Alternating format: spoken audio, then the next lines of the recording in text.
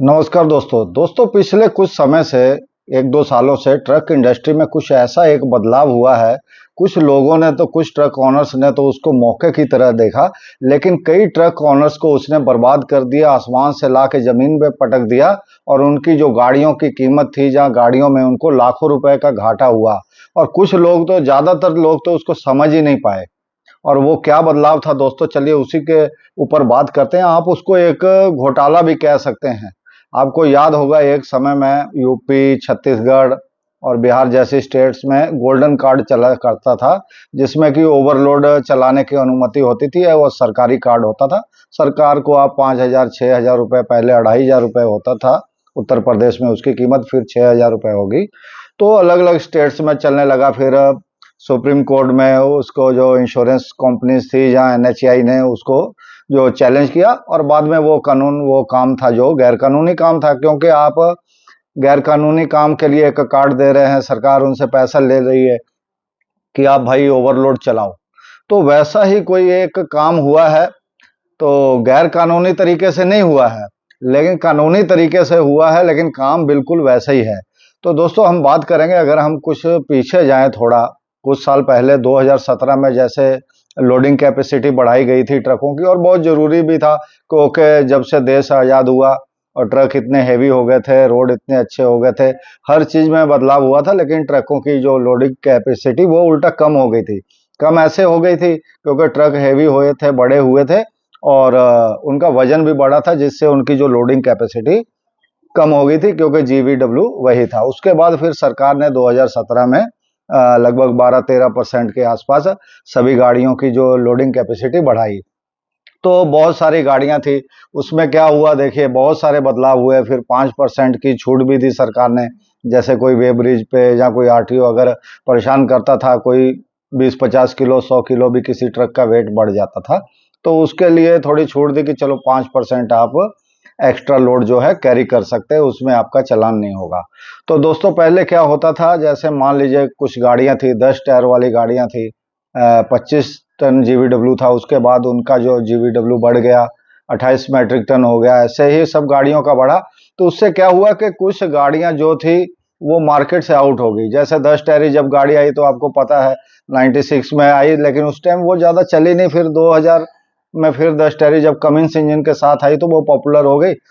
10-15 साल तक तो उसका जो है अच्छा खासा जो काम चला, बहुत पॉपुलर गाड़ी रही, लोगों ने उसको काफ़ी खरीदा। तो 6 टायर वाली गाड़ी धीरे धीरे मार्केट से आउट हो गई। फिर 12 टायर वाली गाड़ी आई, तो फिर 10 टायर वाली का काम खत्म हो गया। और फिर 14 टायर, 2 टायर, और 2-2 टायर कंपनी लगाती थी, और 5-6 टन उसकी जो है जीवीडब्ल्यू बढ़ जाता था। तो लोग सोचते थे कि चलो भाई अब जीवीडब्ल्यू बढ़ गया, वो बड़ी गाड़ी लेते हैं, ज़्यादा इनकम होगी। तो उस चक्कर में क्या होता था, जल्दी जल्दी जो पीछे जो गाड़ियां ली थी, जो लोगों ने ली थी, अभी वो बड़ी मुश्किल से उन्होंने उसकी इंस्टॉलमेंट ही दी होती थी। अभी गाड़ी फ्री हुई तो उस गाड़ी की जो इम्पोर्टेंस मार्केट में खत्म हो जा रही। तो 14 टायर के बाद अभी आपने देखा 16 टायर वाली गाड़ी आ गई। फिर मैंने सोचा कि भाई 16 वाली जब गाड़ी आ गई है, अब कितने टायर कंपनी लगाएगी एक रिगिड ट्रक में, एक सिंगल चेसिस जो ट्रक होता है उसमें कितने टायर लगा दिया। बस 16 से ऊपर अब जाने वाला काम है नहीं।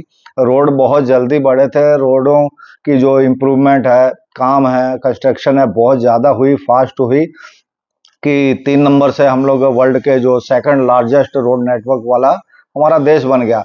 तो ये फास्ट काम के चक्कर में गाड़ियों का जो बदलाव था ना बड़े होने का, तो वो भी बहुत फास्ट हुआ। तो उससे क्या हुआ, जो गाड़ियां जो आदमी ले रहा था, तो 4-5 साल में, 7 साल में उसकी जब तक इंस्टॉलमेंट फ्री हो रही, अभी वो कर्ज वगैरह उतारा, उसकी इंपॉर्टेंस गाड़ी की खत्म हो जा रही है। तो दोस्तों ऐसा ही हुआ। फिर मैंने सोचा कि चलो भाई अब 16 टायर तो हो गए, अब कितने एक्सल और कितने टायर लगा देंगे एक रिगिड ट्रक में। तो ये काम यहाँ अब रुकना चाहिए। लेकिन अब एक और काम हो गया कि पहले क्या होता था, 2-2 टायर बढ़ाते थे, 2 टायर बढ़ा देते थे, थोड़ी सी इंजन की कैपेसिटी बढ़ा देते, हॉर्स पावर बढ़ा देते थे। तो उससे क्या होता, गाड़ी की लोडिंग कैपेसिटी बढ़ जाती थी, आरटीओ उसको बढ़ा देता था, कंपनियों को भी 2-4 लाख रुपए एक्स्ट्रा कीमत मिल जाती थी, सरकार को एक्स्ट्रा टैक्स मिल जा रहा है। तो गाड़ी वाला भी सोचता है कि चलो भाई मुझे भी थोड़ी एक्स्ट्रा कमाई होगी, टोल प्लाजा पे टोल वाले को एक्स्ट्रा टैक्स, टोल टैक्स मिल जा रहा है। तो इस तरह सबको अपना अपना लगता था कि अपना सही हो रहा है, चलो ठीक ही है, इनकम बढ़ रही है। लेकिन एक ही नुकसान हो रहा था, जो गाड़ी अभी बेचारे ने किसी ने फ्री की थी उसकी इम्पोर्टेंस जो है खत्म हो गई, उसकी इनकम कम हो गई, उसके लिए बुरा हाल हो जाता था उसको। फिर अब जल्द से जल्द गाड़ी चेंज करनी पड़ती थी, फिर नया लोन लेना पड़ता था। तो 2017 में जब गवर्नमेंट ने लोड कैपेसिटी बढ़ाई तो 35-16 गाड़ी हो गई 40-18, तो उसकी 39,500 GVW हो गया, लगभग 11-12% उसका जो है लोड बढ़ गया।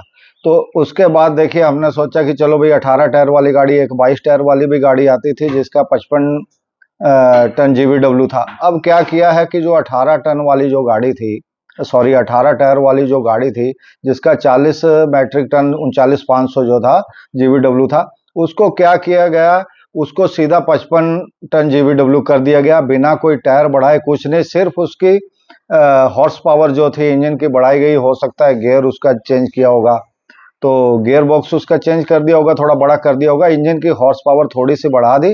वो तो लोग ऐसे ही बढ़ा लेते हैं थोड़ा सा तेल बढ़वा के किसी भी मैकेनिक से। तो बिना कोई चेंज किए आप सोचिए उस गाड़ी की इतनी GVW बढ़ गई, 40 टन से वो गाड़ी सीधा 55 टन GVW हो गया।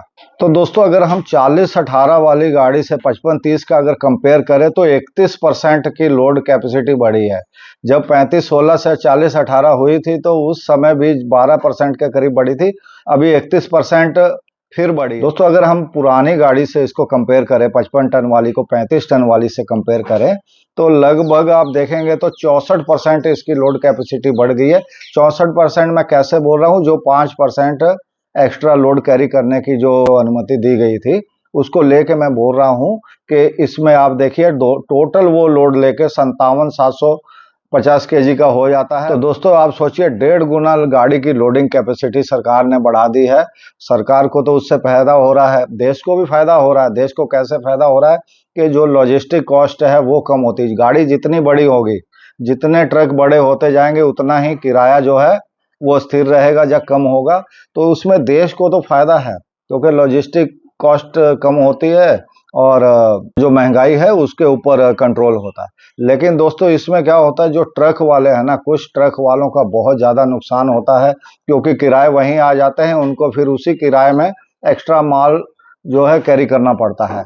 अब इसमें सबसे जो बड़ी मार किसको पड़ी, जिसके पास 40-18 गाड़ी थी, जहाँ जिसने 22 टायर वाली गाड़ी ली थी, अब वो अपने आप को ठगा हुआ महसूस कर रहा है। जहाँ जिसने 16 टायर वाली जो अभी गाड़ी आई है रिगिड ट्रक सिंगल चेसिस वाली, वो आदमी अपने आप को ठगा हुआ महसूस कर रहा है। 40-18 वाली गाड़ी जो है जिसके पास है उसकी तो कीमत ही मार्केट में गिर गई, क्योंकि सेम गाड़ी 18 टायर वाली 55 टन लेके जा रही है GVW और सेम गाड़ी 40 टन भी नहीं लेके जा रही GVW। तो आप सोचिए तो उस आदमी को कितना, अब उसकी जो गाड़ी अगर कहीं 30 लाख उसकी कीमत होगी मार्केट में, तो आज उसको कोई 20 लाख भी देने को तैयार नहीं होगा। तो दोस्तों ऐसे ही एक छोटे से डिसीजन ने, अब ये कैसे हुआ मुझे समझ नहीं आता है। सब कुछ वही है, गाड़ी वही, टायर वही है, सिर्फ थोड़ी सी हॉर्स पावर बढ़ाने से इतना लोडिंग कैपेसिटी गाड़ी की कैसे बढ़ गई। ये सरकार करवा रही है कि कंपनियों की चालाकी है, इंजीनियर्स उनके बैठे हुए दिन रात यही सोच रहे हैं। अब देखिए ये काम कहाँ जाके रुकता है ये तो दोस्तों वक्त ही बताएगा, लेकिन इसमें कुछ लोगों को फायदा भी हो रहा है, कुछ को नुकसान भी हो रहा है। तो आपको इसमें फायदा हुआ कि नुकसान हुआ, आपके इसके बारे में क्या राय है जरूर बताइएगा दोस्तों। फिर मिलेंगे नए वीडियो नई जानकारी के साथ। चैनल सब्सक्राइब नहीं किया तो जरूर कर ले। नमस्कार और धन्यवाद।